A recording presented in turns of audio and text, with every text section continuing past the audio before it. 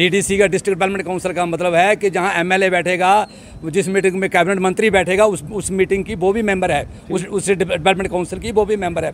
तो उसको नहीं बुलाने का मतलब है कि आप पंचों सरपंचों को भी डिसऑनर कर रहे हो। जो उनकी 7-8 पंचायतें हैं उन लोगों का डिसऑनर है, उन लोगों की बेइज्जती है, तौहीन है। अच्छा। और ये जो ऊपर डिस्ट्रिक्ट लेवल पर तानाशाही या अफसरशाही बैठी हुई है, इनका यही है कि बस लोगों को बेवकूफ़ बनाना है। अंदर कुछ नहीं हो रहा है। लोग जहाँ इलाके में पानी नहीं है लोगों को पीने के लिए, कंडी का इलाका है, लोग परेशान हैं, बेरोज़गारी है, कोई किसी किस्म का कोई डेवलपमेंट, कोई विकास नाम की चीज़ नहीं।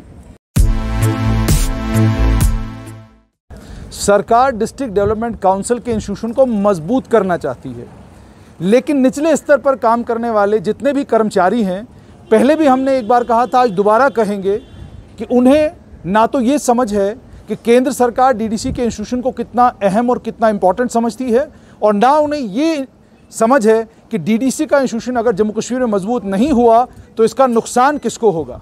चीफ सेक्रेटरी अरुण कुमार मेहता ने एक मीटिंग ली और उस मीटिंग में साफ तौर पर तमाम डिप्टी कमिश्नरों को, डिस्ट्रिक्ट अफसरों को हिदायत दी कि आप कोई भी प्लान बनाते हैं, कोई भी मीटिंग करते हैं किसी पंचायत में जाकर, वहाँ के डीडीसी मेंबर को आप ज़रूर बुलाएंगे, और डीडीसी मेंबर को बिना बुलाए इसका मतलब हो गया कि आप उसका अनादर कर रहे हैं। इस समय मैं पंचायत घर बाड़ी के बाहर हूँ, अंदर मीटिंग चल रही है और मीटिंग एडीडीसी सांबा ले रहे हैं। मीटिंग में गलियाँ, नालियाँ, मोहल्ले सब डिस्कस हो रहा है। मैं भी काफ़ी देर वहाँ खड़ा रहा, लेकिन मीटिंग में डीडीसी मेंबर है ही नहीं। और कमाल की बात ये कि ट्राइबल्स को लेकर, यानी गुज्जर बकरवाल समुदाय को लेकर प्लान डिस्कस हो रहा है, और जो महिला गुज्जर बकरवाल समुदाय के वोट पर और एसटी रिजर्व कॉन्स्टिट्यूंसी से जीती है, वो इस पंचायत घर में इसलिए नहीं है क्योंकि उन्हें न्योता नहीं दिया गया।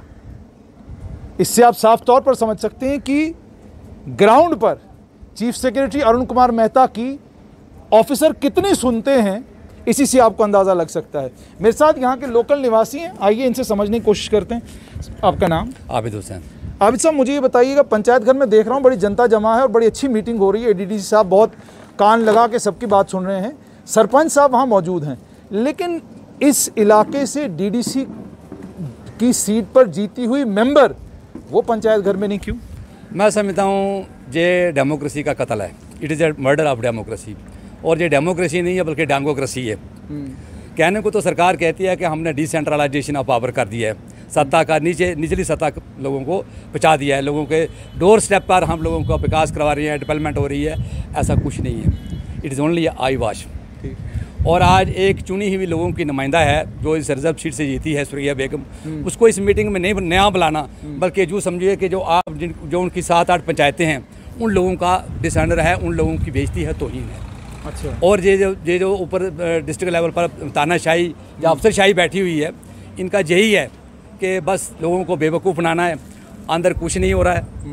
लोग जहाँ इलाके में पानी नहीं है लोगों को पीने के लिए, कंडी का इलाका है, लोग परेशान हैं, बेरोज़गारी है, कोई किसी किस्म का कोई डेवलपमेंट, कोई विकास नाम की चीज़ नहीं। लेकिन उसके बावजूद भी ये मैं समझता हूँ ये जो अंदर तानाशाह बैठे हैं, अंदर जो अफसरशाही बैठी है, ये क्या कर रही है? ये लोगों को सिर्फ आई वाश कर रही है, बेवकूफ़ बना रही है।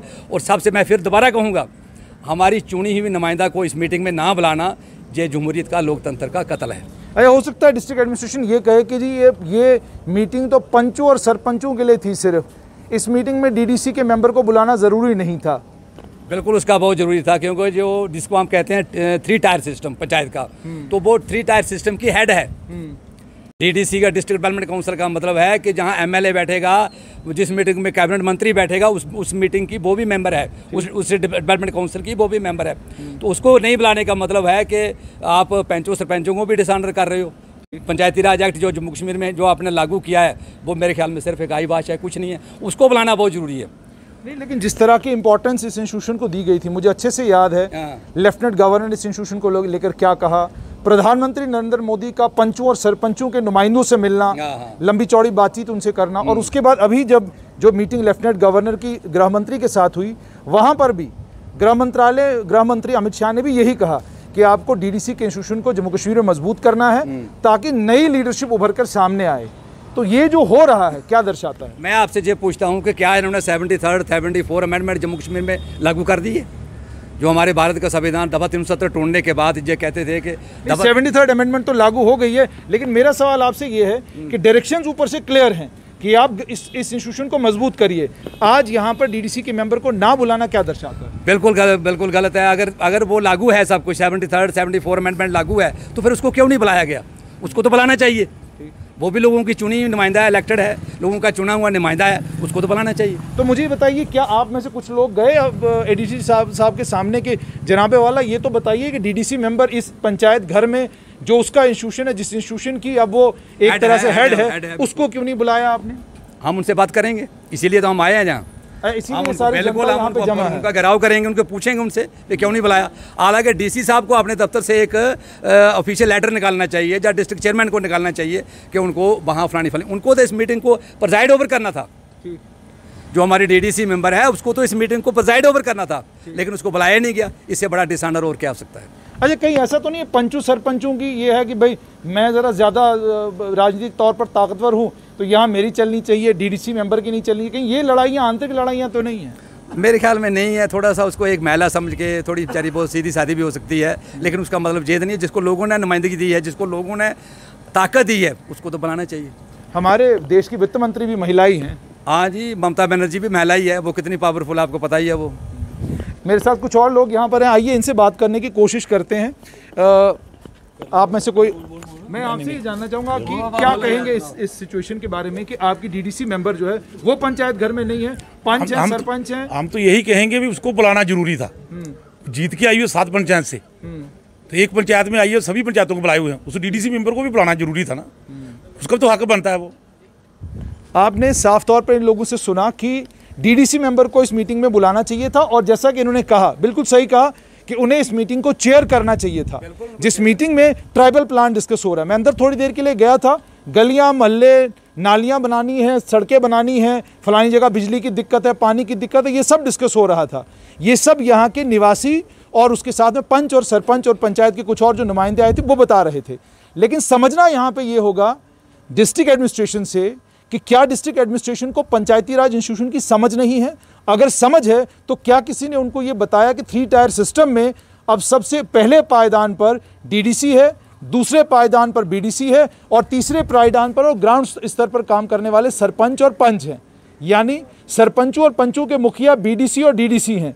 उन्हें बुलाए बगैर पंचायत घर में मीटिंग बुलाना, और उसके बाद मीटिंग का जो नोटिस निकाला गया है उसमें कहा गया है कि ट्राइबल प्लान डिस्कस होना है।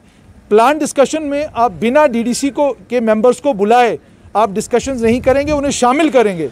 ये मैं नहीं कह रहा, ये चीफ सेक्रेटरी अरुण कुमार मेहता ने कहा था।